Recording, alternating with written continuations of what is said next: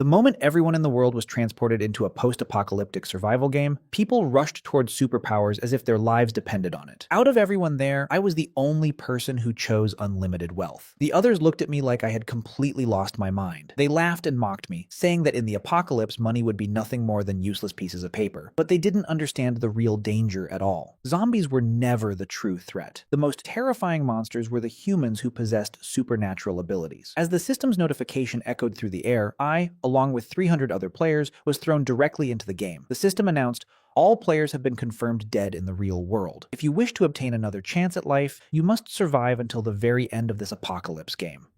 Immediately afterward, the item selection phase began. I casually glanced across the shelves and saw countless types of superpowers. Every other player rushed forward desperately to grab them. Instead, I turned directly to the very last page of the list. At the bottom, I spotted a golden coin labeled Endless Wealth. Without hesitating for even a second, I picked it up. My class monitor, Joe Ferren, who had entered the game with me, chose mind control.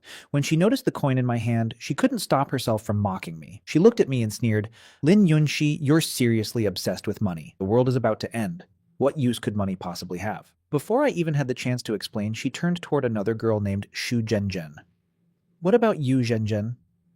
Shu Zhenzhen smiled confidently and said, "I can make every human fall in love with me. Even zombies will be attracted to me. With true love protecting me, there's no way I'll die." After every item had been taken, the system's voice rang out once more. All players will now receive 1 year of superpower training. Preparation phase begins. Apocalypse mode will officially start 1 year from now. This game will ultimately produce only one winner. Only the final survivor will be qualified to obtain the grand prize. The moment everyone heard those rules, their expressions changed instantly. The people who had just agreed to form alliances began staring at each other with suspicion. In this survival game, there were no real friends. Everyone was an enemy. Soon after, the system teleported us to random locations throughout the game world. Without wasting a second, I immediately began carrying out my apocalypse survival plan. After searching through maps from all over the world, I finally found a small island located in the middle of the Pacific Ocean. It wasn't too large and wasn't too small either. It was the perfect size for constructing a shelter. More importantly, it was extremely far from the mainland, practically an isolated island. It wasn't located on an earthquake zone, nor was it exposed to major storm routes. There were no volcanoes on the island, yet there was a large natural flat area that was perfect for building an airport. Green mountains surrounded the island, providing natural cover and protection. The moment I found it, I acted immediately. I spent 10 billion and bought the entire island, then gave it a new name, Future Island. Publicly, I claimed that I was developing a tourism project. I purchased 10 giant cruise ships and signed construction contracts with NPC companies. Engineering vehicles and building materials were transported to the island in massive quantities. Every executive involved signed strict confidentiality agreements. None of them knew where Future Island was actually located. As soon as the cruise ships arrived, construction workers immediately started building a simple airport. I purchased 100 aircraft and used charter flights to transport workers from all over the world to the island in batches. Day and night, they worked without stopping. To prevent Future Island from being tracked, I installed signal jammers in advance and confiscated all the workers' phones. Across the island, 10 incredibly strong fortresses were constructed. Every material was selected according to the highest standards and could withstand a magnitude 12 earthquake. Each fortress was heavily disguised, making them invisible even to satellites. But those structures were merely decoys. The true Apocalypse fortress was hidden underground. The underground fortress could survive nuclear strikes and resist biological attacks. Even if there were zombies capable of tunneling underground, they wouldn't be able to penetrate walls made from 5-meter-thick steel plates. Secret passages connected the surface fortresses to the underground complex. However, those passages were extremely narrow and only allowed one person to pass at a time. They were designed like complicated mazes. Even if someone was lucky enough to discover the correct route and reach the fortress entrance, there was no guarantee they could survive all the traps placed along the way.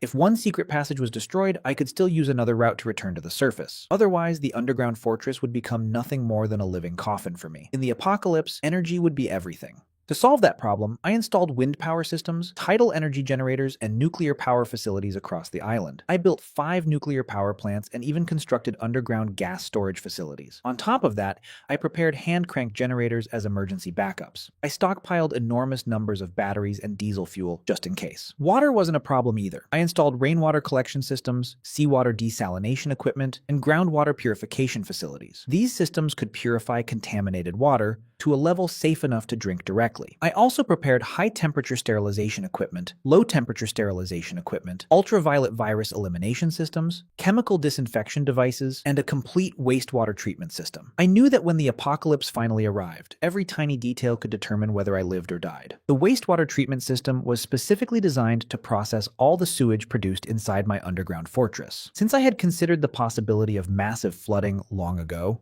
every wall was built with advanced waterproofing and moisture protection. The security doors were completely airtight, and the underground drainage network was powerful enough to handle enormous amounts of water. I also installed several air purification systems to guarantee a constant supply of clean air beneath the surface. On top of that, I stockpiled 100,000 oxygen tanks for absolute emergencies. The underground shelter was divided into 12 separate zones.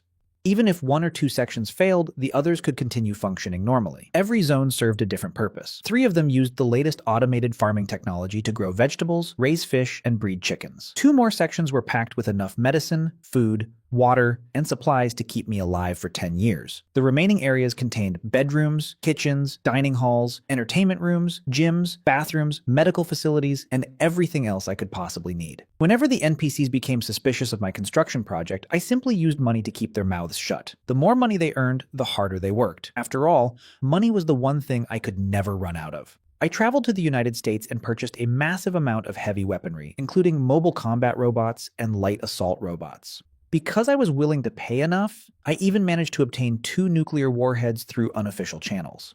In a hidden bay, I secretly stored a nuclear submarine and an aircraft. Farther away from the island, I created large fields of artificial reefs. Any large ship attempting to approach would run aground and sink before getting close. Beyond that, I constructed an enormous electric barrier surrounding the entire island. Along the coastal waters, I buried explosives and installed radar systems capable of detecting anything approaching the island so I could eliminate threats before they arrived. I even built a giant electrical defense network in the sky because I didn't want virus-carrying birds landing on Future Island. After an entire year of preparation, the island's defense system was finally complete. Of course, I also had to mislead my future opponents. To avoid drawing suspicion from other players, I publicly invested in tourism development projects across various locations around the world. At the same time, I secretly prepared several backup shelters. If necessary, I could escape to any one of them without even needing to refuel an aircraft. After sending away the final group of NPC workers, I was left completely alone on the island. Then I spent even more money and bought a space exploration company. I acquired all 6,122 satellites under its control, ensuring that my communication network would remain online at all times. During that year, I also purchased major airline companies and shipping corporations around the globe. Then, during the final week before the apocalypse began, I issued a shocking order. Every aircraft and ship was gathered together and destroyed. The entire world thought the richest person alive had gone insane. People everywhere watched as I eliminated nearly all long-distance transportation. The NPCs kept saying, "That billionaire must have lost her mind." But the players understood something the NPCs didn't. They knew that the world's richest woman was also one of their competitors. Suddenly, a private message popped up in the player chat interface. Joe Ferran asked me, "Lin Yunshi, that global billionaire, is it you? Only someone who chose the unlimited wealth ability could do something like this." I ignored her completely. Then, 1 week later, the apocalypse finally arrived. The players who had spent the entire year maximizing their abilities were eager for battle. All 300 players' names and numbers appeared on the public screen. I was player number 99. Joe Ferran was number 100. Xu Zhenzhen was number 101. The system announced, "Attention all players, apocalypse mode has officially begun. This game will continue until only one player remains alive." What nobody expected was the form the apocalypse would take. It didn't begin with zombies. Instead, a terrifying rainstorm descended across the entire world. From north to south, endless high-intensity rainfall triggered catastrophic floods. It looked just like the legendary prehistoric deluge from ancient myths. The floodwaters surged forward with unstoppable force. Future Island also experienced heavy rain, but because the island was relatively small, the storm clouds passed after only 2 days. I didn't even need to retreat into my underground fortress. Meanwhile, the players who had devoted themselves entirely to developing superpowers were completely stunned. One of them shouted, "System, what are our abilities supposed to do against a flood like this?" Another immediately complained, "Exactly. System, this isn't fair at all." The world chat exploded with messages. Then the system calmly responded, "Did I ever say the apocalypse had to be caused by a zombie virus? Instantly, everyone fell silent. Unlike me, the other players had arrived in this world with almost no assets. During the past year, they had spent their time training their abilities while desperately trying to earn money. The supplies they managed to save were extremely limited. Only a handful of players who relied on illegal methods became wealthy enough to build villas and underground shelters. But when the flood arrived, the basements were the first places to be submerged. Their stockpiled resources were completely ruined, and many of their luxurious villas were swallowed by the floodwaters. Other players had built shelters inside underground parking garages, but those locations quickly filled with water as well. The shelters located in high-rise buildings were temporarily safe, but the rain showed no signs of stopping. The players had never possessed many supplies to begin with, and now they could only watch helplessly as their resources dwindled closer and closer to exhaustion. While everyone else was panicking, I was sitting comfortably at home, dipping slices of beef tripe into a hot pot and watching live streams. The entire room was filled with the rich aroma of spicy butter broth. On one live stream, a host was hiding behind his curtains, secretly filming the building across from him. A player was using his fire ability to rob apartments, burning through doors one after another. The streamer whispered nervously, "Guys, this isn't special effects and it isn't cosplay. This is a real superpowered person. He used to be a security guard in our neighborhood. Right now he's burning his way into another apartment. This is already the 10th place he's robbed." The chat exploded with comments. After finishing my hot pot, I stretched comfortably, took a relaxing bath, cleaned myself up, and continued watching the live streams. Before long, the fire-wielding player attracted the attention of the authorities. A large group of special police officers arrived in rescue boats, surrounded the building, and aimed their weapons. The streamer was so excited his hands were shaking. "Guys, this is the first real gunfight I've ever seen in my life. That security guard's flames are insane. He melted a giant steel door in seconds." The officers stormed the building as gunfire erupted everywhere. Countless windows shattered under the flames, and explosions echoed continuously throughout the area. Then suddenly, a figure flew off the rooftop and plunged straight into the floodwaters below. Not long afterward, I noticed a player's name on the game's public ranking screen turn gray. That could only mean one thing. Another player had died. Around that time, Joe Ferran contacted me again through the player chat. "Lin Yunshi, let's form an alliance." Then another message appeared. "Look, we're classmates, and our player numbers are right next to each other. If we work together, we'll definitely survive until the end." Another message quickly followed. "You can definitely see these messages. At least reply.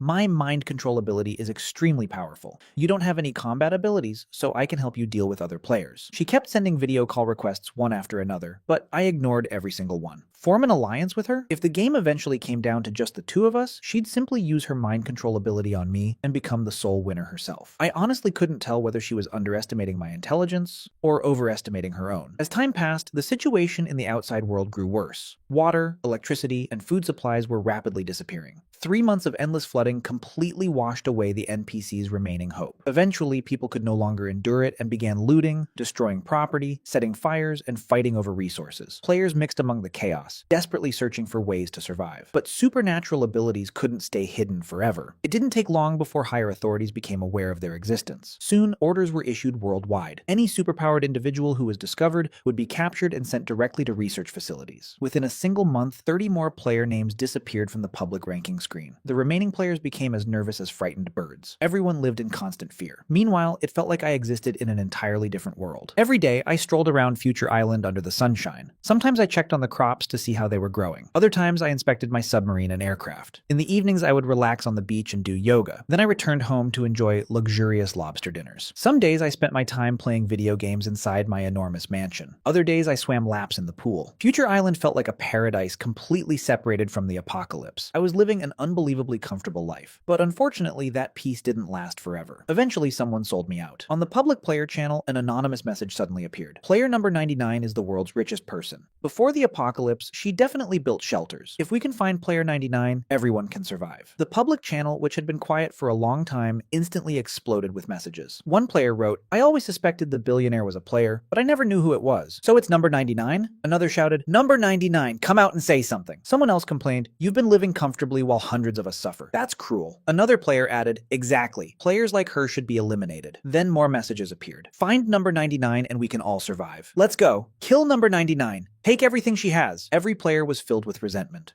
They looked like they wanted to tear me apart. I sighed to myself. All I wanted was to quietly survive, yet they insisted on dragging me into the spotlight. I casually stretched my wrists and typed a message into the public chat. "Everyone, calm down. I am player number 99. Instantly, countless replies flooded in. "You really are number 99? You have shelters, right? Give them to us. I smiled slightly and continued typing. If you want shelters, I can provide them. The entire chat exploded. But what? Hurry up and say it! Stop keeping us in suspense. If you don't tell us, we'll find you ourselves, take everything you own, and kill you. I couldn't help laughing when I saw those threats. Then I typed my next message. However, I only built shelters in 4 countries: Huaxia, the United States, Han's country, and Danshu country. Each shelter can hold a maximum of 20 people. Then I marked the 4 shelter locations directly on the game map. Finally, I added one last sentence. There are still more than 200 players alive. My shelters simply don't have enough room for all of you. I typed another message into the public chat and said, everyone, listen carefully. I'm giving you the shelter passwords. First come, first served. Just don't come hunting me down. The moment I posted the passwords, the entire player community exploded. To them, those shelters were no different from a lifeline. As long as they could reach one in time, they could survive the flood. After sending the message, I rubbed my sore neck, closed the player interface, and got ready for bed. I had a feeling tomorrow was going to be another very interesting day. By the time I woke up, several players had already reached the shelters. Most of them possessed movement-related abilities that allowed them to travel quickly. Since the shelters were built on elevated terrain, the floodwaters couldn't reach them. The moment they opened the shelter doors and stepped inside, it felt like they had entered paradise. After all, I hadn't been stingy when building those places. They were luxurious and fully stocked. The freezers were packed with frozen food, and every facility was ready for long-term survival. Player number 58 proudly started a live stream on the World Channel and laughed. I can't believe how amazing this shelter is. Having money really is awesome. The players inside feasted on steaks and roasted lamb while drinking fine wine. The tables were overflowing with food. At that point, 12 players had already entered the shelter. Then number 58 announced, we've all agreed to seal the Huaxia shelter. Resources are limited. Nobody else should come. The players who were still traveling toward the shelter nearly exploded with anger when they saw the live stream. Outside the shelter, more and more players kept arriving. Faced with the choice of drowning, starving, or freezing to death, nobody was willing to give up their only chance to survive. Their survival instincts pushed them forward. They begged the people inside to open the doors and let them in. But the players inside had already locked the entrance. No matter how hard the people outside pounded on the gates or smashed the walls, nothing worked. Even abilities couldn't damage the massive reinforced door. The players inside were feeling pretty smug, until I suddenly appeared in the chat and said, didn't we agree the shelter can hold 20 people? Aren't there still 8 spots available? Then I added, I also have another password. Even if they lock the main entrance, there's still another way inside. The hidden entrance is beneath the relief brick at the southeast corner of the wall. Turn it, and the secret door will open. Number 58 immediately exploded with rage. Number 99, stop causing trouble! But it was already too late. The players outside rushed toward the hidden entrance. The moment someone rotated the carved brick, a concealed doorway appeared in the ancient-looking wall exactly as I had described. Instantly, everyone charged forward. There were only 8 remaining spaces, and nobody wanted to be left behind. The players outside fought desperately over those limited spots. Violent conflicts erupted everywhere, and the situation quickly descended into complete chaos. Meanwhile, the players inside the shelter started getting nervous. Most of them specialized in speed and mobility abilities, rather than combat. If they didn't seal the shelter soon, stronger combat-oriented players would rush inside and take everything. The 2 combat-focused players who had just entered immediately realized the danger and formed an alliance. They began fighting against everyone else. Amid the chaos, the death counter on the public game screen started climbing rapidly. I calmly rubbed my eyes and switched to the surveillance feeds of the other 3 shelters. Human nature was the same everywhere. Outside every shelter, people were fighting just as fiercely.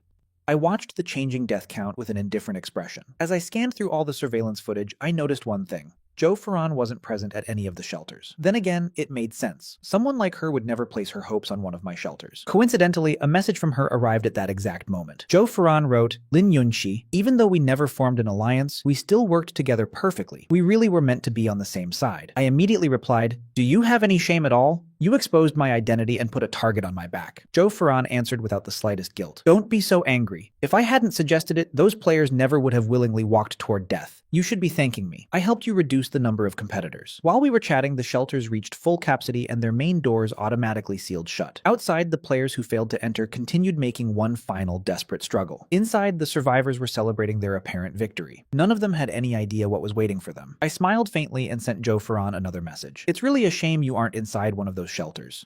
The moment I finished typing, I pressed a button. Instantly, the 1,000 tons of explosives buried beneath the shelters detonated.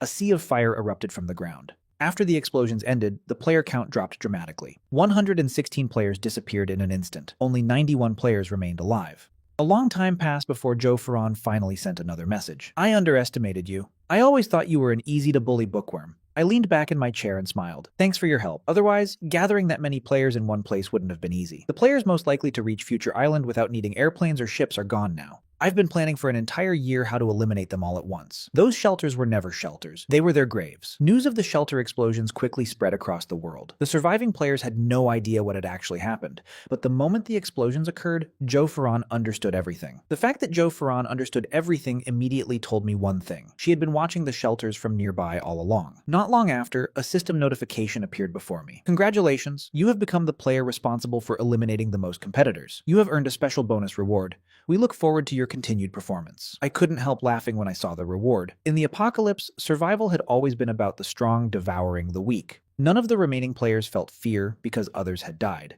Instead, they were happy that the number of competitors had decreased.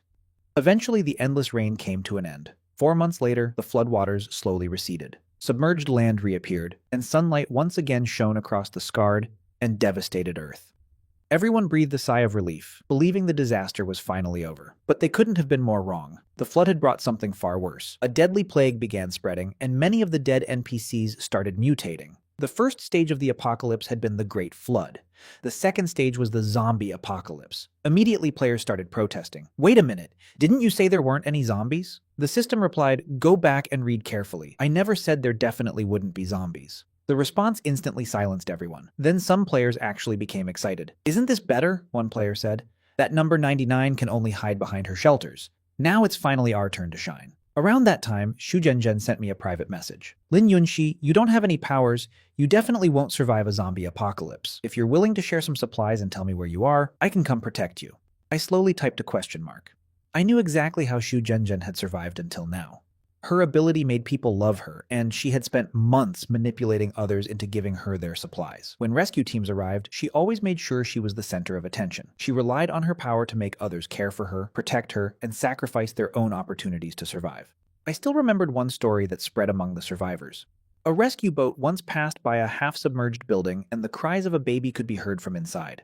The rescue workers wanted to investigate, but Shu Zhenzhen grabbed a middle-aged man beside her and said weakly, Uncle, my heart hurts so much, I don't think I can hold on. Can we leave now? The man immediately replied, It's okay, we'll leave right away.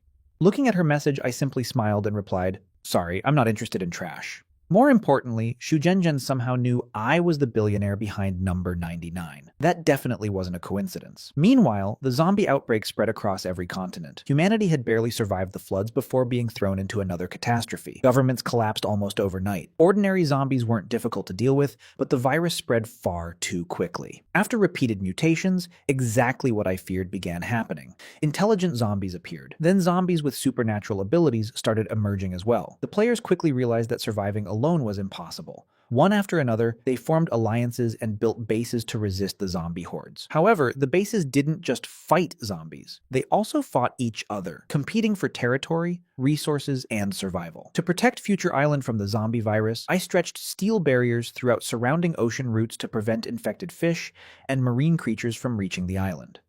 The electrical defense network in the sky was strengthened to stop infected birds from landing. Whenever the weather became gloomy, or rain started falling, I retreated into the underground fortress. Only after automated systems confirmed that the rainwater contained no contamination would I return outside. By then, most communication networks on land had been destroyed. NPC survivors relied on old-fashioned radio transmissions to exchange information. I didn't have that problem. The thousands of satellites under my control allowed me to monitor the entire planet in real time. It was exactly as I had predicted. Migrating birds became carriers of the virus. When infected flocks landed on vulnerable island nations, entire populations were wiped out almost overnight. One country after another disappeared from the map of civilization. Despair spread across the world. Even I couldn't remain unaffected. Watching the collapse of humanity was depressing beyond words. More than anything, I wanted to return home. As the days passed, the number of surviving players continued falling. Eventually, only 30 players remained. Then one day, an unexpected visitor arrived at Future Island. A mutated bird flew into the airspace above the island. The moment it touched the electrical defense grid, thousands of volts surged through its body and burned it into a charred corpse. However, one feather slipped through a gap in the net and drifted toward the ground. Before it could land, a robotic guard dog detected it and fired fired a stream of flames, instantly reducing the feather to ashes. The bird had likely come from another island somewhere in the Pacific Ocean. From that day onward, massive numbers of birds flew over Future Island every single day. The electrical barriers became covered with bird carcasses. My robots worked around the clock, patrolling the island, burning infected remains, and cleaning the defense network. If even Future Island faced this level of pressure, I could only imagine how horrific conditions had become elsewhere. I immediately stopped my daily walks on the beach and moved permanently into the underground fortress. Then New Year's Day arrived. By that point, nobody in the world had the mood to celebrate. Nobody except me. Even in the apocalypse, some traditions were worth preserving. I decorated the living room with Spring Festival couplets and hung festive Chinese ornaments around the fortress. On the dining table, I prepared all my favorite dishes. Of course, there was also a plate of dumplings. As I sat there eating my New Year's Eve dinner alone, I played the final Spring Festival gala that had aired before the apocalypse began. No matter how the world changes, people with money will always live better than ordinary people. That truth never changes. As I sat alone eating my New Year's Eve dinner, memories of my family suddenly flooded my mind. I thought about my loving mother, my dependable father, and my kind grandparents. Every Spring Festival, our entire family would gather together. My parents would prepare a huge feast, and after dinner, I would happily collect stacks of red envelopes. But now I was completely alone. A dull pain settled in my chest. In the real world, I was already dead. I couldn't help wondering how heartbroken my family must be. No matter how comfortable my life was in this apocalypse, it could never compare to the warmth of home. I had to go back. No matter what happened, I had to become the final survivor. I picked up my phone and took a photo of my New Year's Eve dinner. Behind me, the Spring Festival gala played on the television. In the picture, I was smiling brightly while steam rose from the hot dishes on the table. Then I sent the photo directly to Joe Ferran. Sure enough, less than a minute later, she reposted my picture onto the world chat. I could practically imagine the furious reactions of the other players. Angry comments instantly flooded the screen. Number 99, don't get too arrogant. Just wait until we find you. Enjoy it while you can. I couldn't have cared less. I typed back confidently, then I'll be waiting for all of you, if you can find me. Afterward, I opened my computer and reviewed the detailed profiles I had collected on the remaining 30 players. Long before the apocalypse arrived, I had placed eyes and ears all over the world. Through my network, I was able to accurately locate every player and monitor them continuously. I knew each player's abilities, strengths, and weaknesses. When the apocalypse began, the mercenaries I had secretly supplied with resources survived thanks to my preparations. They continued working for me, and in return, I unlocked access to more supplies for them. Money could make even ghosts work for you. In the apocalypse, resources were the most valuable currency of all. At that point, the world had divided into three major factions. The first faction was the Military Alliance. They possessed enormous weapon stockpiles and heavily fortified bases. Through her mind control ability, Joe Ferran had successfully seized leadership of that faction. The second faction belonged to the Zombies. A zombie king had already emerged, and through a special method he had acquired multiple abilities. Standing beside him was Xu Zhenzhen, who had become his closest companion. The third faction belonged to player number 128. He had entered one of the most dangerous and chaotic countries in the world and used his powers to take control of a massive criminal organization. Under number 128's leadership, the gang continued expanding its influence by looting ordinary survivors. The remaining 26 players had all attached themselves to one of these three major powers. Number 128 possessed the ability to manipulate gravity. It was an incredibly powerful skill. In a one-on-one fight, no other player could defeat him. However, despite his personal strength, his faction was actually the weakest of the three.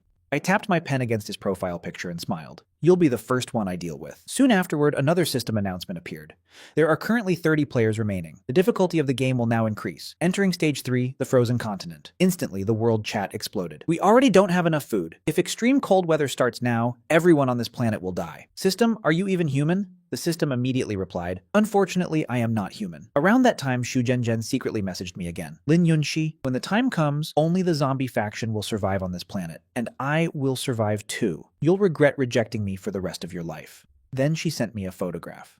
In the picture, she stood beside the zombie king. As his abilities grew stronger, his appearance had become increasingly human-like. Looking at the photo, I narrowed my eyes. If that's the case, I muttered to myself, then I'll send both of you to hell together. Soon, extreme cold swept across the entire planet. Even Future Island, located in the tropics, couldn't escape its effects. Then again, normal natural laws hardly mattered in this apocalypse game anymore. A devastating blizzard descended upon Future Island. The first structures to suffer were the electrical defense grids in the sky. The weight of the snowstorm crushed large sections of the network. The wind and tidal power stations were also severely damaged. Fortunately, the underground fortress still had backup nuclear power facilities operating normally. Meanwhile, Number 128's faction was the first to begin collapsing. Most of their resources had been stolen from civilians. As supplies became scarce, internal conflicts grew more intense. Fights broke out constantly. One superpowered player after another was eliminated.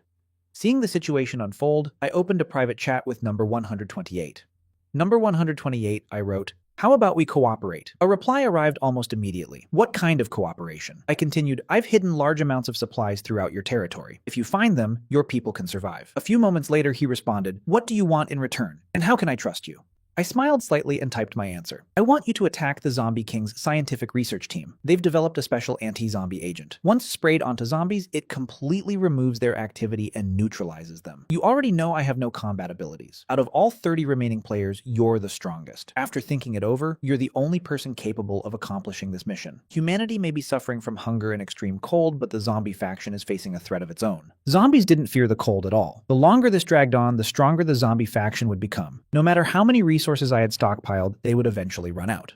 If things continued this way, Shu Zhenzhen, player number 101 standing beside the Zombie King, would ultimately become the final survivor. To gain Number 128's trust, I sent mercenaries to deliver a sample of the special agent along with a large shipment of supplies. Long before this, I had secretly relocated several famous scientists into my underground shelters and provided them with everything they needed to focus entirely on research. Their efforts finally paid off. The agent was successfully developed. All that remained was for Number 128 to make his move. Once the gang obtained the agent and tested it on zombies, the results were immediate. The zombies rapidly lost their threat and became helpless. Seeing this, Number 128 was tempted. If the world eventually came down to only him and me, he believed his ability would be enough to defeat me. He sent me a message saying, "Pleasure doing business with you." I smiled when I read it. I had already prepared massive amounts of supplies and what I called the zombie cure. My mercenaries airdropped everything at the agreed location. The moment Number 128 received the shipment, he acted without hesitation. He gathered every superpowered member of his organization and launched a full-scale assault on the Zombie King's headquarters. Before long, the battle was being live-streamed across the World Channel. Gang members armed with spray devices charged into battle and unleashed streams of pale blue liquid toward the approaching zombie hordes. The zombies released horrifying screams as their bodies began melting before everyone's eyes. One after another, they dissolved into pools of smoking liquid. The world chat instantly erupted. Some players shouted in shock, while others flooded the channel with praise for Number 128. The surviving players were ecstatic. To them, it looked as though the apocalypse was finally nearing its end. During the livestream, Number 128 looked directly into the camera and sneered. "Number 99, are you watching? After I wipe out these monsters, you're next. Your wealth and your island will all belong to me." Sitting comfortably on my sofa, I took a sip of coffee and smiled faintly at the screen. Fools usually die because of their own arrogance. On the battlefield, the situation quickly became one-sided. Number 128 and his forces crushed everything in their path and soon broke through to the core area where the Zombie King was hiding. At that moment, the Zombie King finally appeared with Shu Zhenzhen beside him. Number 128 let out a cold laugh. With a furious roar, he activated his gravity ability. The ground beneath his feet shook violently as an enormous section of earth was ripped upward into the sky. He swung it toward the Zombie King and Shu Zhenzhen, intending to crush them instantly. But just as victory seemed certain, something unexpected happened. Number 128's face suddenly turned pale. His floating body trembled violently and nearly fell from the sky. The massive chunk of earth he had lifted lost control and crashed back to the ground with a deafening explosion. "What's happening?" he shouted in panic. "My ability! My ability is disappearing!" Around him, other gang members began screaming as well. "Mine too!" one person yelled. "My flames are getting weaker!" Fear spread through their ranks almost instantly. They soon realized a terrifying truth. Everyone who had come into contact with the blue agent was rapidly losing their powers, because that substance was never a zombie cure in the first place. I had specifically ordered my scientists to create it. The agent was designed to destroy zombie biological structures, but it also dismantled the special genetic sequences responsible for superpowers. Zombies would dissolve. Superpowered humans would lose their abilities. The Zombie King clearly noticed the change as well. He released a thunderous roar, and the zombie horde that had been pushed back suddenly surged forward again with renewed ferocity. The entire battlefield reversed in an instant. Number 128 roared angrily through the livestream. "Number 99, you set me up!" I calmly replied through the world chat, "Without your powers, how are you any different from ordinary people?" Then I added, "Oh, and I almost forgot to mention something. That cure has extremely strong volatility. Anyone who stays near the center of the battlefield will eventually be affected."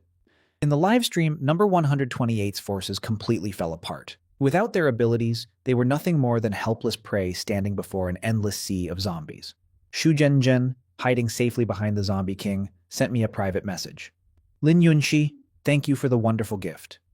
After we finish dealing with these people, Future Island will be our next destination. I smiled and sent a reply. You're welcome. The real show hasn't even started yet. Just as number 128's organization was on the verge of total annihilation, an entirely new force suddenly entered the battlefield. The force that suddenly entered the battlefield was led by Zhou Ferran. But instead of attacking the zombies, her troops turned all their weapons toward number 128 and the remnants of his organization.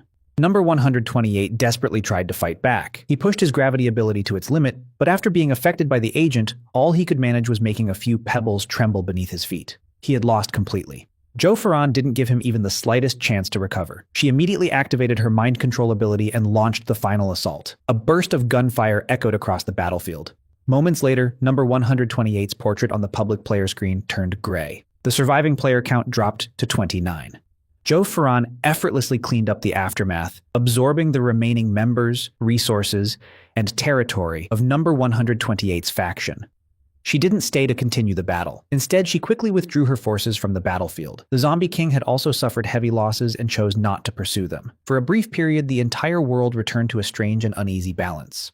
Not long afterward, Zhou Ferran sent me a private message. Lin Yunshi, what an incredible plan. You didn't just eliminate number 128, you also weakened the Zombie King at the same time. You're even more dangerous than I imagined. I smiled and replied, and yet you're the one who benefited from the situation the most.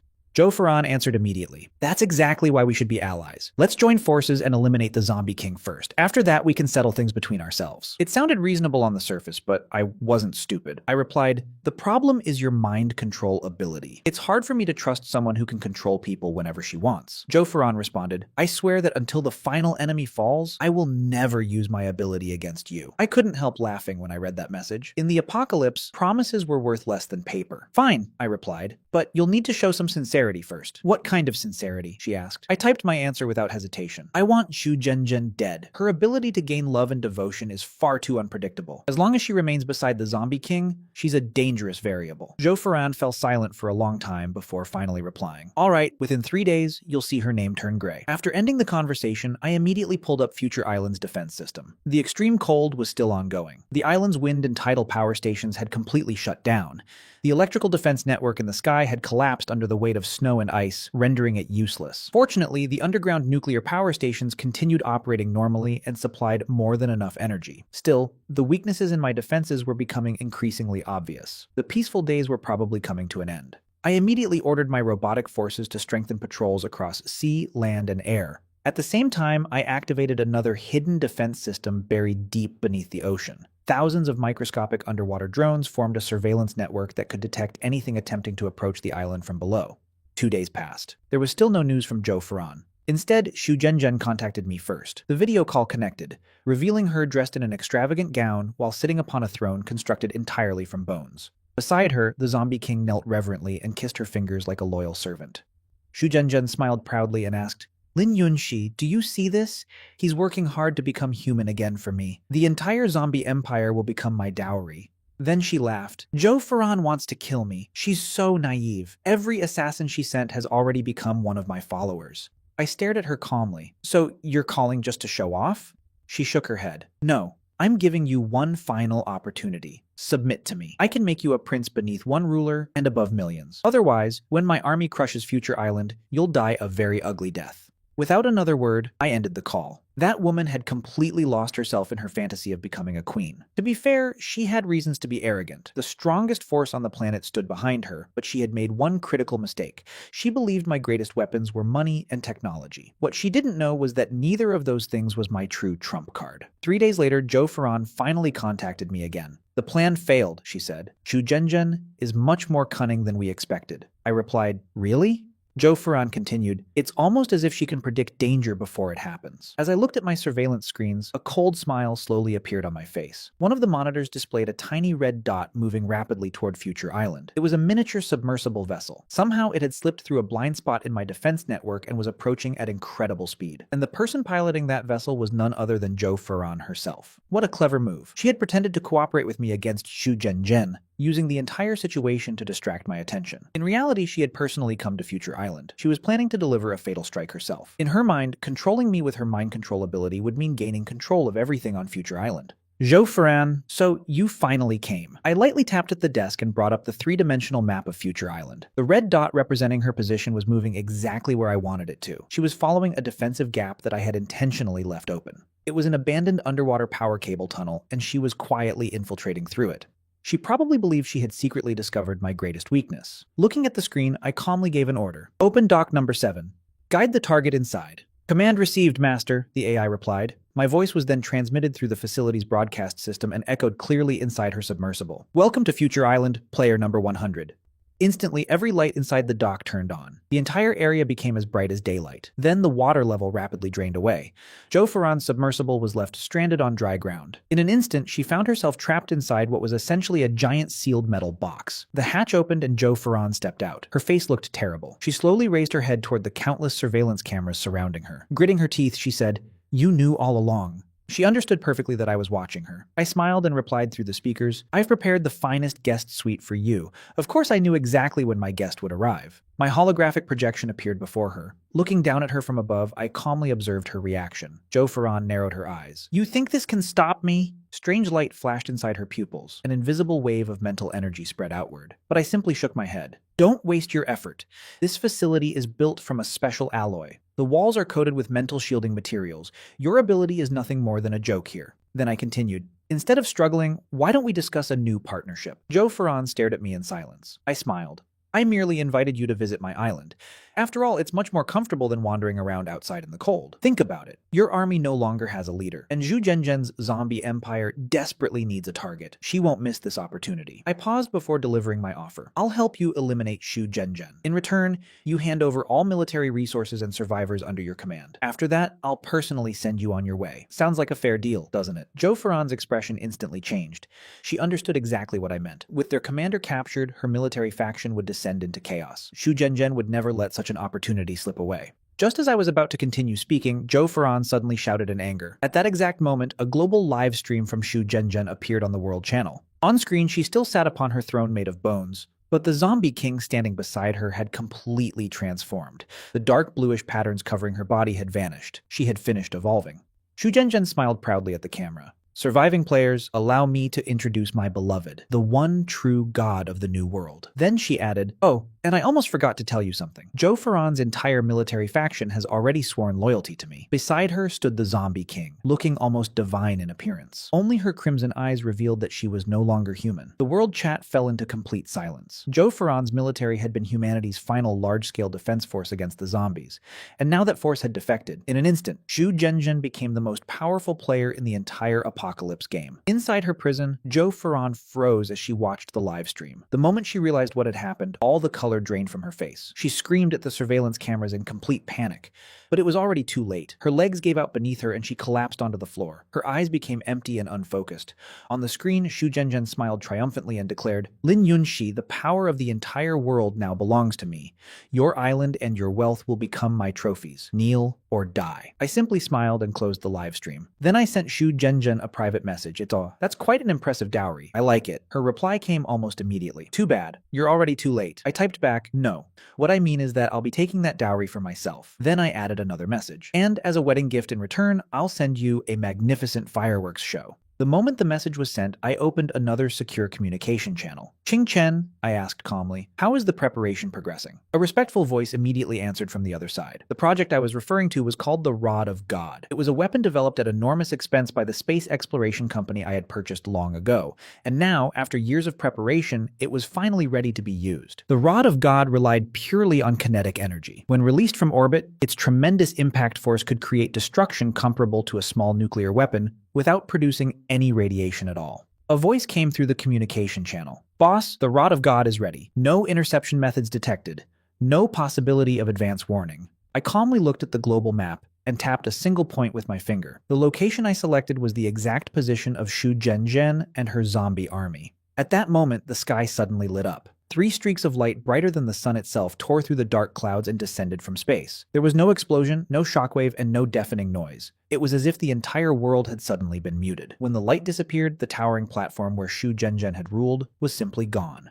In its place remained only a gigantic smooth crater that looked like polished glass. The surrounding zombie army collapsed to the ground simultaneously, like puppets whose strings had been cut. The world chat remained silent for nearly a full minute before exploding into chaos. What was that? A divine punishment? Was that number 99? It had to be number 99. For the first time, every surviving player truly understood what unlimited wealth actually meant. On the player list, Shu Zhenzhen's name turned gray. Along with her, the names of the players serving under her vanished as well. Leaning back in my chair, I let out a long breath. Finally, the world felt peaceful again. At that point, only the military faction players controlled by Zhou Ferran and a few scattered lone survivors remained. None of them were significant threats anymore. I looked at Zhou Ferran through the surveillance feed. She sat inside her prison, completely defeated. I pressed the communication button. The game is almost over. Since we're classmates, I'll personally see you off. Zhou Ferran immediately replied, Lin Yunshi, if you kill me, you won't survive much longer either. There are only a few players left. The system won't let us live peacefully. You don't have any powers, you're just a target waiting to be killed. I chuckled softly. My voice echoed throughout the facility. You're right. The game is almost over. That's why, as a final gesture between classmates, I'll let you leave with some dignity. Inside the chamber, the air rapidly became hotter and thinner. The expression on her face changed from confusion to pure terror. Lin Yunshi, she screamed desperately. Lin Yunshi, you crazy woman, let me out. Her voice echoed repeatedly through the speakers. Lin Yunshi, let me out. I didn't even bother watching any longer. I simply disconnected the surveillance feed. A few minutes later, player number 100's portrait quietly turned gray on the public player screen. The number of surviving players dropped to 9. The entire world fell into an eerie silence. The remaining players were terrified. They all understood the same thing now. A player with no combat powers had used wealth and technology to eliminate almost every superpowered competitor. That silence lasted for 3 full days. Then, just as everyone began hoping for a brief moment of peace, the cold mechanical voice of the system echoed throughout the world once again. Congratulations to the 9 surviving players for reaching the final stage. Stage 3, Frozen Continent has ended. Stage 4, Solar Furnace, begins now. The moment those words were spoken, the global monitoring screens in front of me changed dramatically. The world map was rapidly covered by a deep crimson color representing extreme heat. Surface temperatures began rising at a terrifying speed, visible in real time. Massive glaciers melted instantly, only to evaporate moments later. The oceans began boiling violently, creating enormous waves that crashed against the already devastated coastlines. Every cloud in the sky disappeared, leaving the scorching sun free to burn the planet without mercy. Even Future Island was affected.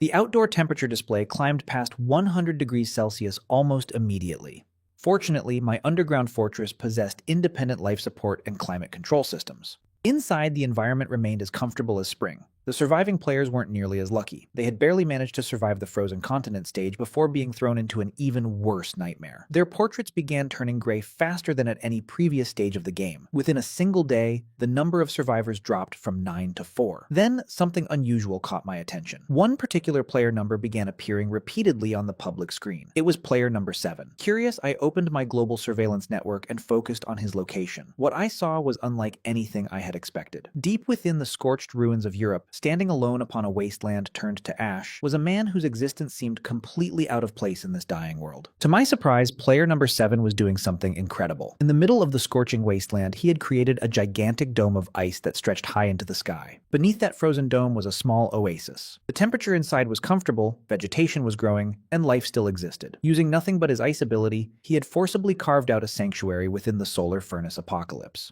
More and more surviving NPCs were bringing their families there and seeking protection. Number 7 was an ice-type superpowered player, and before long, the 2 other surviving players also chose to join him. A new faction was rising at an astonishing speed. Leaning back in my chair, I watched the screen with growing interest. Just as I was about to begin a deeper investigation into number 7, he contacted me first. Number 99, I know you're watching. Immediately, the people around him became nervous. Boss, why are you contacting her? She's a monster. But number 7 ignored them and patiently waited for my response. I tapped my finger on the console and opened a private communication channel. What do you want to talk about? I asked.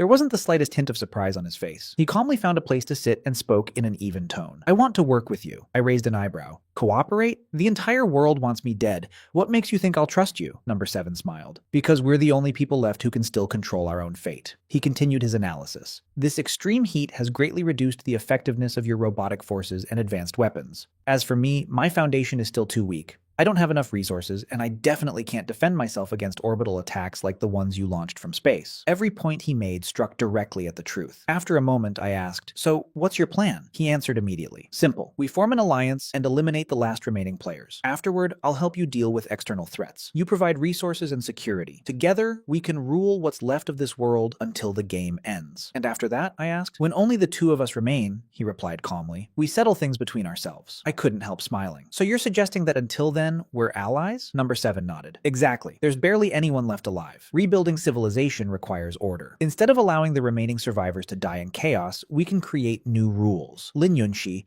you're intelligent. You know this is the option that benefits both of us the most. I looked at the magnificent city of ice shining brilliantly amidst the burned wasteland. Then I finally answered, your proposal is interesting. Number 7 asked, and your decision? I replied, I accept your proposal, but the rules will be decided by me. He didn't hesitate. Of course. The strong create the rules. That's the only truth left in this apocalypse. I nodded. Good. Then let's begin. Those two players hiding under your protection need to leave. Our alliance doesn't need extra baggage. Number 7 agreed without the slightest hesitation.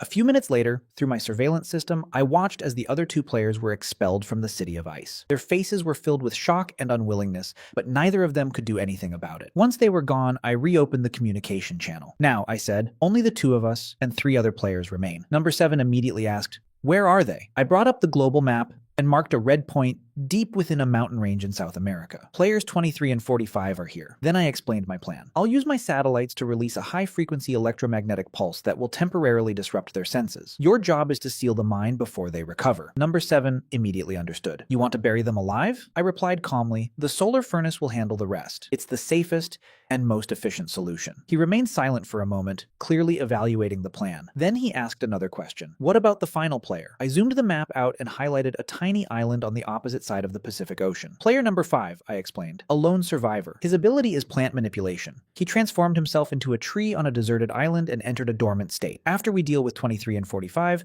we'll wake him up. Number 7 nodded. Understood. Then start now, I ordered. Immediately, a crystalline bridge of ice rose beneath his feet and carried him rapidly toward the mountain mine. At the same time, I issued my own command. An invisible pulse descended from orbit and accurately covered the entire mining region. Deep within the tunnels, player 23 suddenly opened his eyes. A painful ringing sound echoed through his ears. Nearby, player 45 sensed something was wrong as well. But by then, it was already too late. Massive blocks of ice descended from above and instantly sealed the mine entrance. Then the entire mountain began freezing over. Layer after layer of ice and snow covered the terrain until the whole mountain was transformed into an enormous frozen prison. Their escape route had vanished completely, and the trap had been sprung. Players 23 and 45 had become trapped beasts in a cage. They could do nothing except shout helplessly through the world chat. I completely ignored them. I quietly watched the screen, waiting for the player count to change. But the numbers didn't move at all. Instead, a cold system notification suddenly echoed inside every player's mind without warning. System notice: Alliance behavior detected. Severe disruption of game balance confirmed. New mode activated. Hunt time. My expression instantly changed. Then the next notification arrived. Player number 99 and player number 7. One of you will be randomly designated as the hunter. The other will become the prey. Before I could even process that information, another message appeared. The hunter must eliminate the prey within 24 hours. Upon a successful kill, the hunter will obtain 1 core asset belonging to the prey. Then came the final rule. All remaining players will become spectators.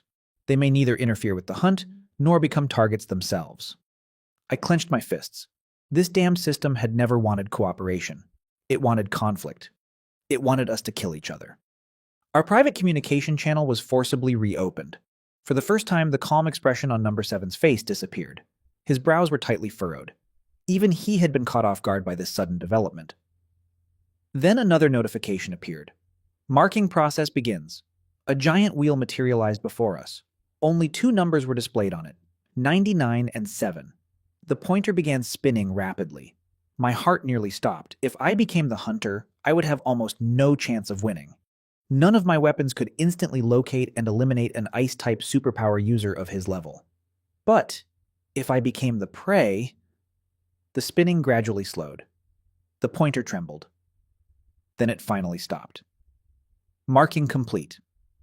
Prey, player number 99. My stomach tightened. Hunter, player number 7. I was the prey. The air seemed to freeze. I stared at number 7 through the screen, and he stared back at me. Or, more accurately, he stared directly into the surveillance cameras watching him. His gaze had changed completely.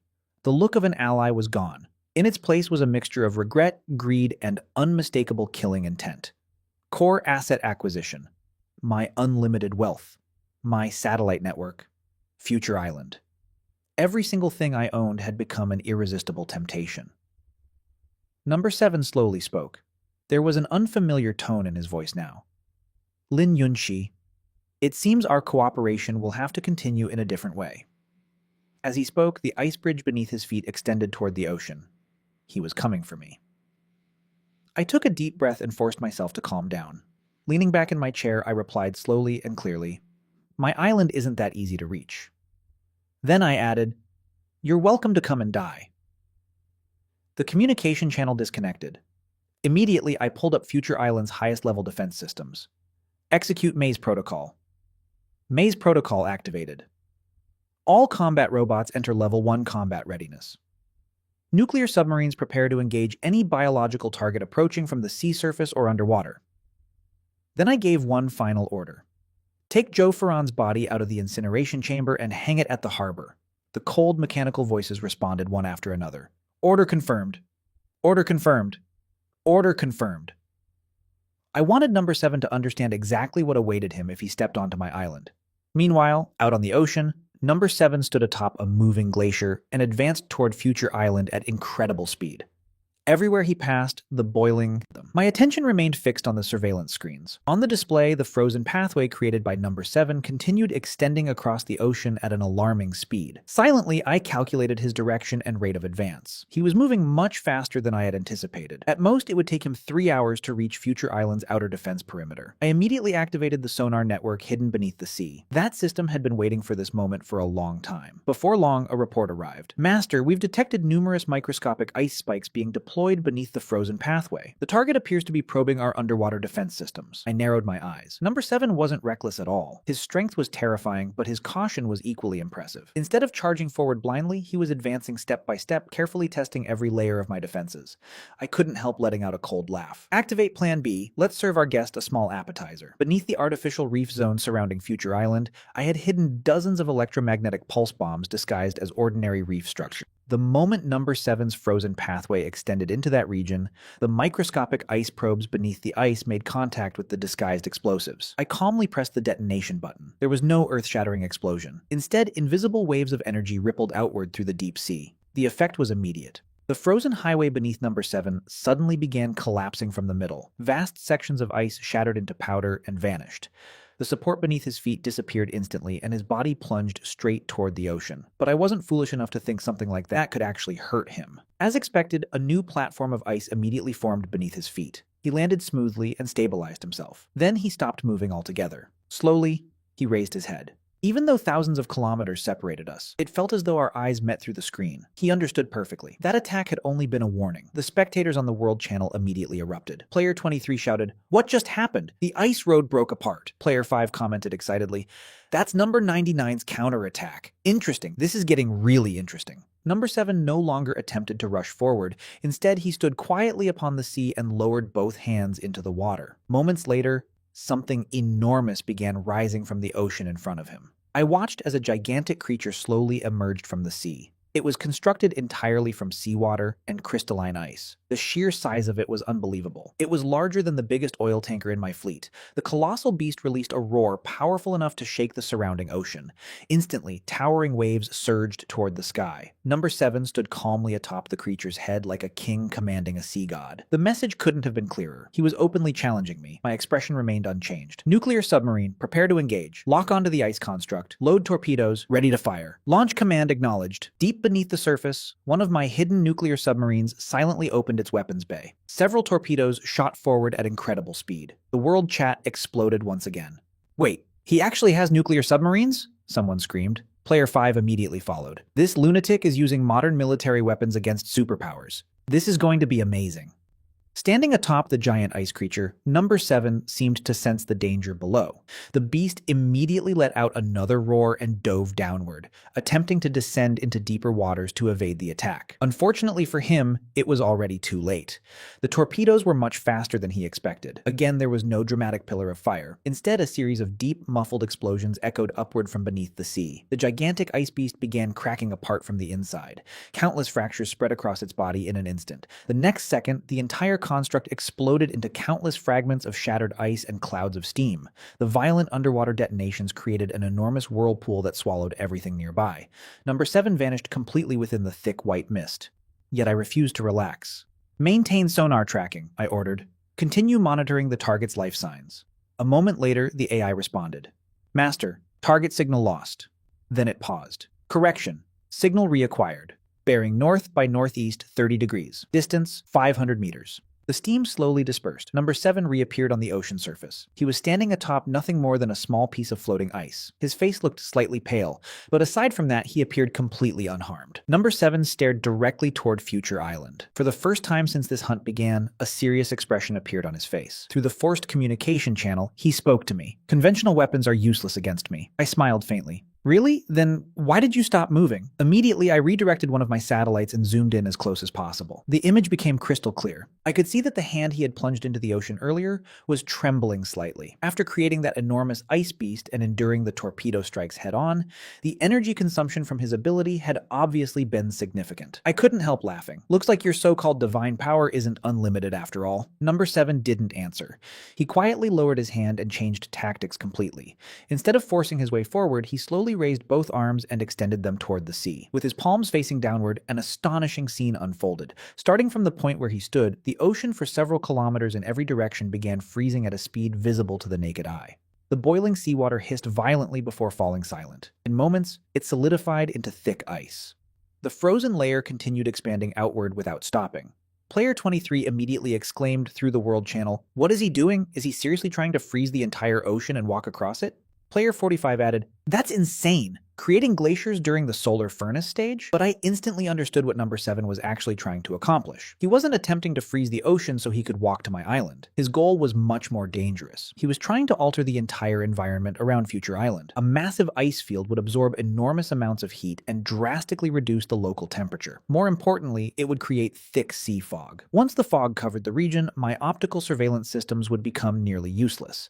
Under that cover, he could approach Future Island without being seen. Activate underwater microwave arrays, I ordered immediately. Lock onto the newly formed ice fields. All around Future Island, devices disguised as ordinary reefs suddenly activated. Invisible microwave radiation began heating the underside of the growing ice sheets. Number 7's ability to create ice was impressive. Unfortunately for him, my ability to melt it was even faster. The newly formed ice started thinning from below almost instantly. Moments later, it collapsed and returned to boiling seawater. The clash between ice and heat created an unbelievable spectacle across the ocean.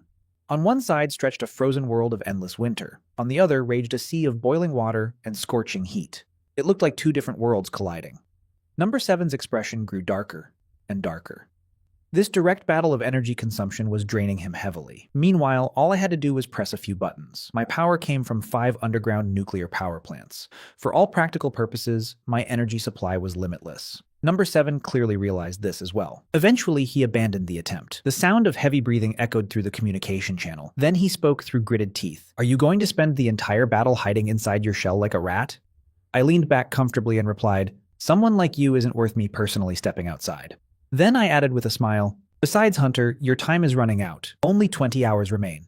I was deliberately provoking him. A furious beast was always easier to defeat than a calm hunter. And, as expected, number 7 finally lost his composure. Instead of continuing the battle of attrition, he raised his hands once more. This time, however, he wasn't targeting the ocean. He was targeting the sky itself.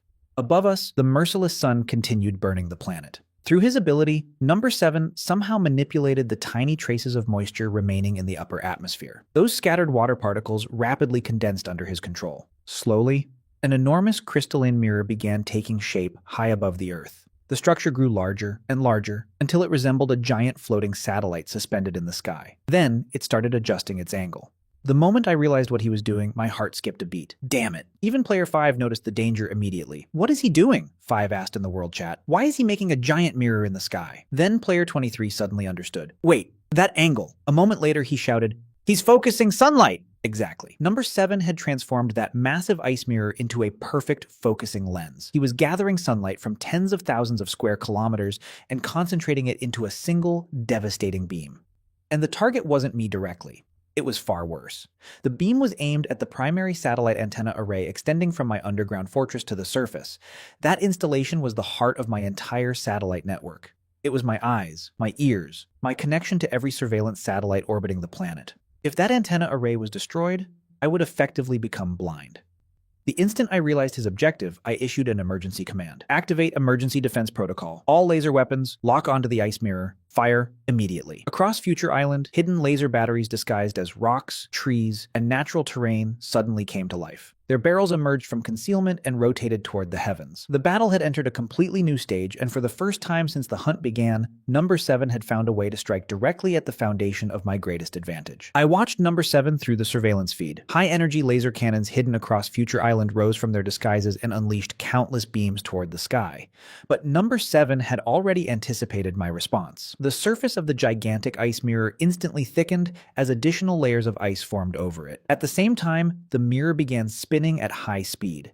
The laser beams struck its surface and melted countless craters into it, but they couldn't destroy it completely. Meanwhile, the devastating solar beam had already taken shape. It looked like a divine spear descending from heaven itself. The concentrated column of sunlight plunged directly toward my satellite antenna array. Move the antenna array. Retract everything underground immediately, I shouted. The AI's response came almost instantly. Too late, Master. The energy density of the beam is too high. The thermal shielding will not survive longer than 3 seconds. For the first time in a long while, I felt genuine pressure. Then it happened. A blinding flash erupted across the sky. Every monitor inside the command center instantly turned white. The primary surveillance feed vanished. Deafening alarms echoed throughout the underground fortress. Emergency report. Main satellite antenna destroyed. Connection to the global satellite network lost. My eyes were gone. The entire world chat exploded with excitement. Player 23 shouted, "Beautiful! He actually took out Number 99's eyes." Player 45 laughed. "Number 7 has this in the bag now." Through the communication channel, Number 7's voice echoed with confidence. "Now we're finally standing on equal footing, blind woman." I leaned back in my chair and slowly exhaled. I had to admit it. That attack had been brilliant. He hadn't just destroyed my antenna. He had shattered the psychological advantage I had enjoyed throughout the game. I silenced the alarms and asked calmly, "Has the backup communication network been activated?" "Yes, Master. Deep-sea fiber optic communications are operational. Connections to our backup servers in multiple regions are currently being established." I stared at the darkened primary screen. Strangely, losing my satellite network didn't make me panic. Instead, it made my mind clearer than ever. "Number 7, I murmured, "did you really think blinding me would leave me helpless?" The hunt had entered a completely different stage. Without satellite surveillance, I had no way of knowing where he would attack from. He had become a ghost lurking in the darkness. At any moment, he could strike a fatal blow. "Activate the final phase of May's protocol," I ordered, "and move Joe Ferran's body to Pier 1. Command confirmed." Instantly, every light along Future Island's coastline shut down. The entire island fell into darkness. Only Pier 1 remained illuminated by a single pale spotlight. Beneath it hung Joe Ferran's charred remains, swaying gently in the wind like a scarecrow. A warning, a provocation, a challenge. I was gambling on one thing. Number 7 was intelligent, but more importantly, he was proud. A man like him wouldn't settle for a cheap assassination. He would want a complete victory. He would want to walk through the front door and conquer everything with his own hands. Minutes slowly passed. The atmosphere inside the underground fortress became suffocating. Every camera on the island remained active. Robot dogs and combat machines stood silently across every pathway and corridor, like statues waiting for war. Future Island was still one of the strongest fortresses on Earth. Yet for the first time, I no longer felt completely certain of victory. Then suddenly, movement appeared near Pier 2. I immediately switched camera feeds. The screen was almost entirely black, but thermal imaging detected a rapidly moving cold signature. My eyes widened. He had fooled me. The body hanging at Pier 1 had been nothing more than bait. His real target was Pier 2. All combat units move to Pier 2 immediately. Activate the electric barriers. Seal every exit. Even then, I realized I had underestimated him. Number 7 had never intended to enter my fortress. Standing at Pier 2, he slammed both hands onto the ground. A terrifying wave of cold erupted outward. It spread through the island like a plague. This wasn't a normal attack. He wasn't trying to invade Future Island. He was trying to freeze the entire island from its foundation upward. "Activate geothermal defense systems," I roared. Buried beneath the island, massive heating facilities immediately came online. Scalding steam erupted from underground vents and cracks across the terrain. The island fought back against the advancing frost, but Number 7's power exceeded even my worst predictions. The ground began shaking violently. Massive cracks spread across the surface. For the first time ever, my underground fortress groaned under unbearable stress. If this continued, he wouldn't need to break in. He would simply tear the entire island apart. I could no longer remain on the defensive. Opening an encrypted communication channel that had remained untouched for years, I finally issued a command. "Initiate Eden Project." The reply came instantly. "Authorization confirmed, boss. We've been waiting for this day for a very long time." The voice belonged to the leader of the elite scientists I had secretly relocated into my underground shelters. "Are all preparations complete?" I asked. The old scientist sounded almost excited. "Everything is ready. The moment the target enters Eden, we guarantee he will witness true paradise." I looked at the surveillance feed. Number 7 hovered above the island like a god of winter, freezing everything beneath him. Slowly, I opened the communication channel connecting us. "Number 7, I said calmly, "after all this fighting, you must be tired." Then I transmitted a map directly to his communicator. Only a single location was marked, the exact center of Future Island, a magnificent glass conservatory I had built on the surface as part of my disguise, a place I had named Eden. "I've prepared a gift for you," I continued. "Do you have the courage to come and claim it?" Number 7 immediately stopped expanding the frost. Floating high above the island, surrounded by swirling mist and icy winds, he stared silently at the map. For a moment, he looked less like a human and more like a silent god contemplating a challenge. The next move would decide everything. The spectators in the world chat seemed even more nervous than I was. Messages flooded the screen one after another. "He stopped moving! What did number 99 send him?" Player 5 quickly answered, "A map. It points to a place called Eden." Then he immediately added, "That name sounds like bad news." Player 45 typed frantically, "It's obviously a trap. Boss, don't go." Of course, number 7 knew it was a trap. Hunters always recognize the scent of another hunter, but he didn't have any other choice. Time was not on his side. Every minute he spent on Future Island reduced his chances of victory. Through the communication channel, his deep voice finally sounded. "I accept your invitation." The ice beneath his feet instantly shattered. His body transformed into a streak of white light and shot toward the location I had marked on the map without the slightest hesitation. I immediately switched to the island's internal surveillance system. He was following the exact route I had prepared for him. Along the way, every combat robot and automated turret had already withdrawn underground. It was as if the entire island had opened its gates and welcomed him inside. The world chat exploded again. Player 5 sent a string of exclamation marks. "What is happening?" he shouted. "Is this really going to be a one-on-one fight? Number 99 is just an ordinary person." I smiled to myself. I wasn't crazy. I was simply preparing a proper reception for my honored guest. Outside, the world remained a burning furnace under the merciless sun. Yet at the center of Future Island stood a magnificent glass structure that looked almost unreal. It was a giant greenhouse overflowing with life. Green plants stretched in every direction. Flowers bloomed in brilliant colors. Butterflies drifted lazily through the air. Compared to the ruined black wasteland outside, it looked like a dream. Number 7 stopped at the entrance and didn't immediately step inside. He carefully observed every detail around him. His ice ability allowed him to sense even the smallest changes in temperature. He could clearly feel that there were no traps, no hidden weapons, no ambushes, only stable temperatures, humid air, and the fragrance of living plants. And that was exactly what made it so terrifying. "Lin Yunshi, come out!" he called. His voice echoed across the empty entrance. I didn't answer. He waited for a while longer before finally stepping through the doorway. The moment he entered, the glass doors behind him silently closed. Just like that, he was locked inside the most beautiful cage in the world. Soft lights illuminated the greenhouse. Delicate mists began spraying from every direction, gently watering the flowers and filling the air with a dreamlike atmosphere. Number 7 took a deep breath. For the first time in hours, a trace of relief appeared on his face. Constantly fighting the extreme heat while maintaining his powers had exhausted him. The environment inside Eden felt unbelievably comfortable. Slowly, his guard dropped. That was when I finally spoke. "Welcome to my garden." Number 7's body instantly stiffened. He tried to activate his ability. Nothing happened. The familiar icy power that had always existed within him, something as natural as breathing, had vanished. He looked down at his hands in disbelief. For the first time, genuine panic appeared on his face. "What did you do?" he demanded. I smiled. "I told you I prepared a gift. Do you like it?" The mist-filling Eden wasn't ordinary water. It was a specialized neural inhibitor developed by my scientific team specifically for people like him. Colorless, odorless, impossible to notice. The moment it entered the body through breathing or skin contact, it began dismantling the special genetic structures that allowed superpowers to exist.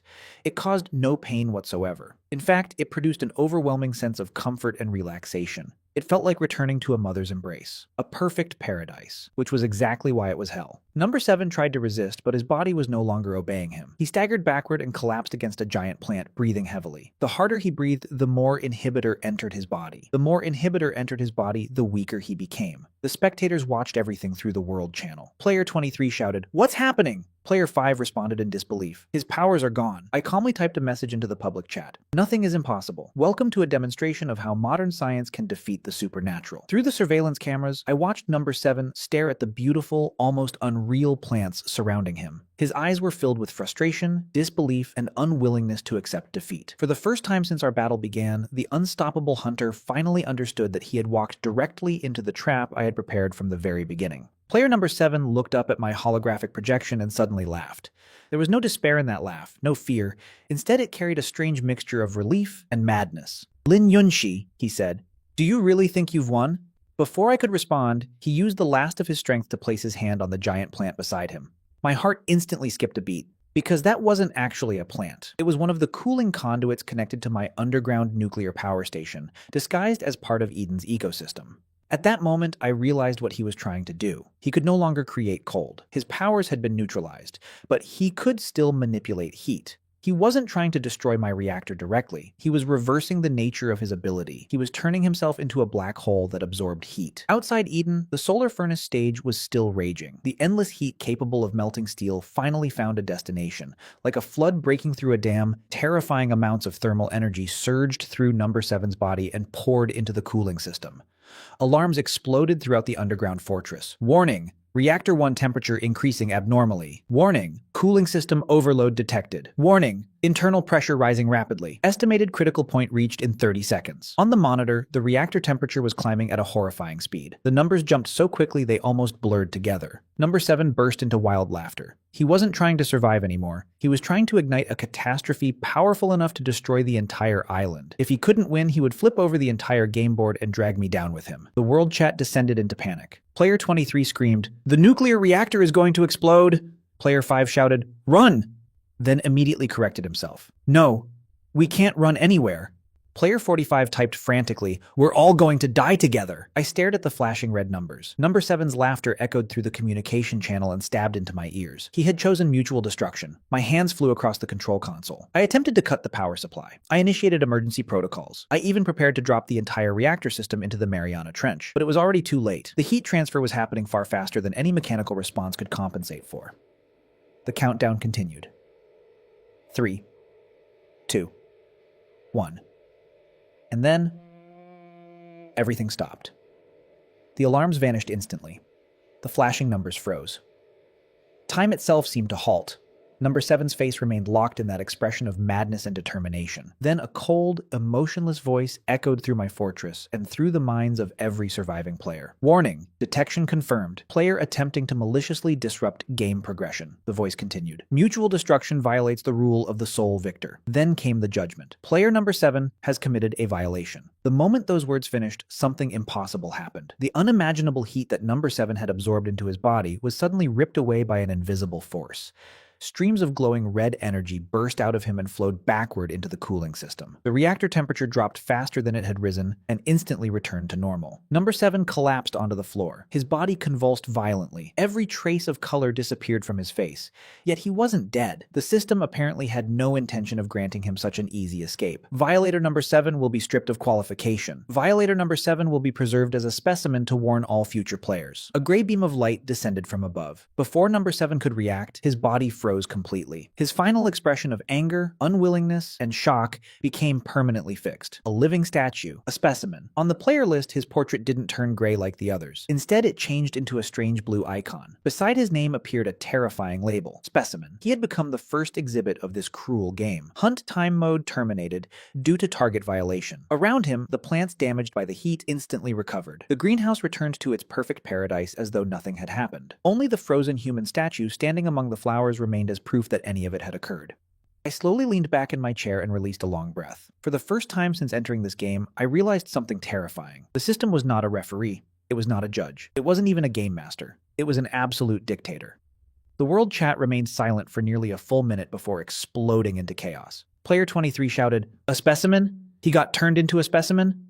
Player 5 typed trembling messages. The system actually intervened. The system can do that? Looking at the frozen statue inside Eden, I finally understood a truth I had been avoiding. No matter how much wealth I possessed, no matter how advanced my technology became, and no matter how carefully I planned, there was still one existence in this world that stood above everything else. And that existence had just reminded every remaining player exactly who was really in control. Watching what happened to number 7 was far more terrifying than simply seeing him die. The remaining players finally understood the truth. No matter how powerful their abilities were, in front of the system, they were nothing more than toys that could be taken away at any moment. And I realized something too. The system didn't care about fairness. It didn't care about survival. What it wanted was entertainment. It would never allow anyone to end the game on their own terms. Just then, the system's voice echoed once again throughout the world. Remaining players, 4. A chill ran down my spine. The announcement continued. Game progression deemed too slow. Activating final protocol. Then came the next sentence. Dual arena. My pupils instantly contracted. Any player refusing teleportation will be treated as a violator. Dual arena. The system was going to throw all of us into the same cage. My greatest advantage, Future Island and its absolute defenses, was about to become meaningless. On the world chat, the reactions of the other surviving players shifted from fear of the system to twisted excitement. Player 23 immediately shouted, "A dual arena? We're finally getting teleported together." Player 45 laughed wildly. "Number 99's turtle shell is useless now." Then he added, 24 hours of preparation time. Number 99, wash your neck and wait for us. They no longer needed to find a way to break into my fortress. The system itself was dragging me out of it. I looked at their taunts and didn't bother responding. Instead, I switched my camera feed to Eden and stared at the lifelike statue of number 7 standing among the flowers. Then I smiled. To them, those 24 hours were preparation time. To me, 24 hours was more than enough. I opened the highest level control console and contacted my scientific team. Initiate Noah's Ark protocol. Then I added, if I'm going to a dual arena, I should bring the proper toys with me. On the other end of the communication channel, the chief scientist's voice trembled with excitement. "Boss, all the toys have already been tested and calibrated. We guarantee the remaining players will finally learn what true despair feels like." I ended the call and opened a completely new blueprint. It displayed a sleek, full-body exoskeleton armor. Its power core was directly connected to one of my backup miniature nuclear reactors. "Begin manufacturing immediately," I ordered. "Use the highest grade materials and storage. I want a completed prototype within 24 hours. The AI immediately responded. "Command confirmed. Heavenly Judgment armor production initiated." Across the manufacturing complex, countless robotic arms sprang into motion. Special alloys glowing with metallic luster were transported into enormous 3D printing matrices. The nature of the war was about to change completely. If I could no longer be the king hiding inside an invincible fortress, then I would personally step onto the battlefield. I would become the apocalypse itself. During the remaining hours, I didn't rest for a single second. I pulled up detailed profiles on players 23, 45, and 5. Player 23 possessed sound wave detection and sonic attack abilities. His weakness was high-frequency electromagnetic interference. Player 45 had the ability to transform his body into stone, granting incredible physical defense. However, rapid transitions between extreme heat and extreme cold could shatter his defenses. Player 5 controlled plants. In areas rich with vegetation, he was nearly invincible. But once separated from soil and plant life, his strength dropped dramatically. Based on those weaknesses, I began customizing specialized weapons. Electromagnetic pulse grenades, thermal transition ray guns, high-concentration defoliants. Every weapon was designed specifically to kill one of the remaining players. I even prepared one final trump card for myself. My scientists had synthesized a special stimulant capable of burning through my own life force and pushing every aspect of my body beyond human limits for a short period of time. I named it Burning Mirror. I hoped I would never need to use it. But inside the dual arena, there would be no rules, only life and death. I needed to be prepared for everything. Time passed relentlessly. Eventually, the countdown reached its final hour. Standing before me was a suit of armor unlike anything humanity had ever created. Its body was entirely black. Dark crimson energy flowed through glowing channels at every joint. The Heavenly Judgment armor waited silently. I reached out and touched its cold metallic surface. From this day forward, I would no longer be the strategist hiding behind a screen. I would become a walking catastrophe. I stepped into the armor. Mechanical structures closed around my body automatically.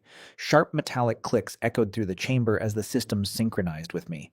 Then a brilliant flash of white light filled my vision. An irresistible force wrapped around my body. The sensation of weightlessness lasted less than a second. When my feet touched solid ground again, I found myself standing somewhere completely unfamiliar. Before me stretched a colossal circular arena. Ruined platforms, shattered stone pillars, and broken monuments covered the landscape. Every crack and fragment seemed to whisper of a forgotten glory. The final battlefield had arrived, and for the first time since entering this apocalypse game, there was nowhere left to hide. The moment my vision stabilized, I realized where the system had sent us. It was the ancient Roman Colosseum. Somehow, despite the solar furnace still scorching the world outside, an invisible force surrounded the arena and maintained a temperature that humans could actually endure. Across from me, three figures appeared almost simultaneously.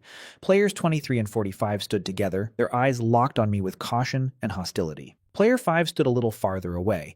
Green vines were already pushing through the cracks beneath his feet. All three of them stared at the black armor covering my body. Even before the battle began, they could feel the pressure it emitted. 45's body immediately started transforming. His skin hardened and expanded into layers of stone. Within seconds, he had become a towering rock giant. Inside my helmet, streams of data flowed across my vision. Targets identified, life signs locked, combat analysis complete, weapon systems unlocked. Then the system's cold voice echoed throughout the Colosseum. Final stage. Deathmatch begins. Rule, survive until the end.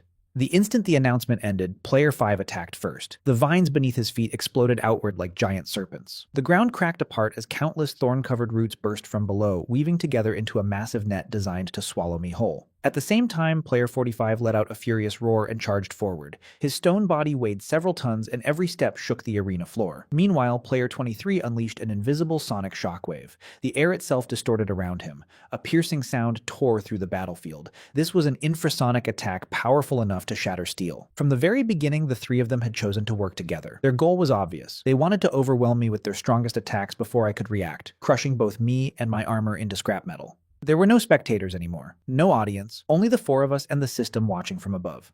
Faced with their combined assault, I didn't move at all. Just before the vines reached me, I slowly raised my left arm. A brilliant blue electromagnetic pulse ring erupted outward from my armor. The moment 23's sonic attack touched the pulse field, it completely collapsed. He screamed in agony and fell to his knees, clutching his ears. Blood poured from them instantly. The overloaded electromagnetic interference had turned his brain into chaos. At the same time, the vines rushing toward me suddenly withered. Their moisture vanished. They blackened, shriveled, and crumbled into ash. Player 5's expression changed dramatically. He desperately attempted to control more distant plants, only to discover that his connection had been severed. The pulse field wasn't just disrupting electronics, it was also interfering with the biological signals his powers relied on. That left only 45. His stone form granted immense physical defense, making him far less vulnerable to electromagnetic attacks. His gigantic fist was already descending toward me with enough force to flatten a tank. I could feel the violent pressure generated by the incoming blow. Calmly, I raised my right arm. Instead of blocking, I opened my hand. In my palm, the miniature reactor embedded within the armor flashed to life. A beam of energy shot forward silently. It carried both unimaginable heat and unimaginable cold, fused together into a single variable frequency ray. The beam struck 45 directly in the chest. There was no explosion, only a faint crackling sound. Then fractures began spreading across his stone body. One side of his body experienced temperatures exceeding 3,000 degrees. The other side plunged toward absolute zero. The violent expansion and contraction created by those extremes turned basic physics into the most terrifying weapon imaginable. 45 managed only a single desperate scream before his enormous body exploded apart. Stone fragments filled the air like shrapnel. Player 45 eliminated. Less than 10 seconds had passed since the battle began. Silence swallowed the Colosseum. 23 was collapsed on the ground, his mind shattered by the pulse attack. 45 had already been reduced to rubble. Only Player 5 remained standing in the distance. The vines around his feet had stopped growing. Terror filled his eyes as he looked at me. His voice trembled. "You're a monster. You're a devil." I said nothing. I simply began walking toward him, one step at a time. The sound of my armored footsteps echoed through the ruined Colosseum like the countdown to his execution. I kept walking forward. Every step of the heavenly judgment armor echoed through the arena with a heavy metallic clang, sounding like the footsteps of death itself.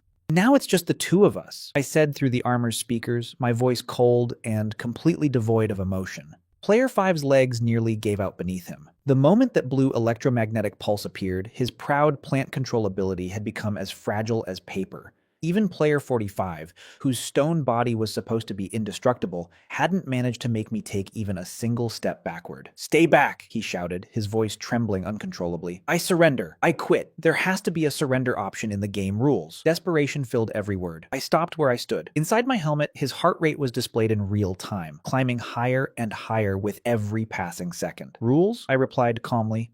"The only rule is to survive until the end, and players were never the ones who made the rules." My voice echoed throughout the empty coliseum. Slowly, I raised my right arm. The energy core in my palm lit up once more. Player 5 squeezed his eyes shut and waited for death. But just before I fired, the cold mechanical voice of the system rang out across the entire world again. "Warning. Combat balance has been lost. Entertainment value critically insufficient. Emergency adjustment protocol activated." Instantly, the glow in my arm vanished. An invisible force snuffed it out as if pinching out a candle flame. At the same time, every weapon system in the Heavenly Judgment armor was forcibly locked. My movements froze. Player 5 opened his eyes in disbelief. The system continued. "Player number 99 has become excessively dependent on external resources. This severely damages gameplay diversity. Player number 5 has not fully utilized his abilities. To ensure fairness and spectator value, battlefield conditions will now be reset." The moment those words ended, the entire Roman Colosseum began shaking violently. The stone floor beneath our feet suddenly softened like melting wax. Within seconds, the hard stone transformed into rich black soil. The ruined walls surrounding us shattered apart. Massive vines burst through the cracks, crushing ancient stone as they expanded. Towering trees shot upward toward the sky, growing hundreds of feet tall in mere moments. Above us, the blazing sun disappeared behind a dense canopy of leaves. Only scattered rays of light managed to penetrate the endless green ceiling. The air changed instantly. The dry heat vanished. In its place came the scent of soil, grass, and living plants. Less than 20 seconds after the system intervened, the burning arena had become a primeval jungle, a vast, untamed forest where sunlight barely reached the ground. And inside this forest, Player 5 was no longer prey. He was king. I watched as he slowly lowered his hands toward the soil beneath him. His eyes widened with disbelief. Then, with joy. Then with overwhelming confidence. Countless green particles rose from the earth and flowed into his body like streams of light. The wounds on his body healed before my eyes. Scratches vanished. Bruises disappeared. Even his exhausted expression was replaced by something far more dangerous. His aura continued rising. Stronger, faster, more powerful with every passing second. The terror that had filled his face moments ago completely disappeared. In its place appeared absolute confidence. Then he threw back his head and burst into laughter. It was the laughter of someone who had escaped certain death. "Number 99, he shouted. "Do you see it now?" Vines twisted around his arms like living dragons. Trees bent toward him as if obeying a king. The entire forest pulsed with life at his command. "This is my world," his voice thundered through the jungle. "The system finally gave me a fair battlefield." I stared at him silently through the visor of my armor. My weapons were locked. The arena itself had been transformed into the perfect environment for his ability. The system had openly stepped in to save him. But instead of fear, I felt something else. I smiled. Because while Player 5 thought the system had saved him, I had already learned something from what happened to number 7. The system didn't help players. It helped the game. And that meant the moment Player 5 became too dominant, the system would turn on him too. The real enemy standing in this arena was never another player. It was the thing controlling the board itself. As Player 5's laughter echoed through the endless jungle, I quietly prepared for the next move. The final battle was only beginning.